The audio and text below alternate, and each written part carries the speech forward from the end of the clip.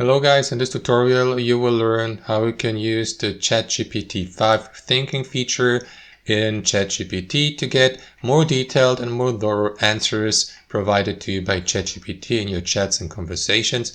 So let us guide you through this. So head over to ChatGPT and log into your account, and here in the top left corner guys, select your language model, which in standard should be ChatGPT-5 Thinking model or feature. So switch to it really quickly, so we see the thinking model selected in the top left corner, and after that simply continue or proceed with your request or your question here below, like you would usually have in your chats with ChatGPT. So let me post, for example, a question or a task like this one here.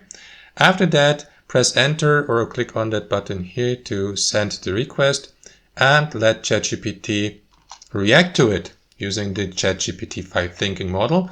So as you can see guys, you'll be provided with a pretty extensive and detailed explanation below and a reply using the thinking mode, as you can see. So you will see an explanation, and that's basically it. That's how it differentiates from the standard model here from ChatGPT-5, and that's basically it. That's how you use it. Thanks for watching, and I'll see you next time.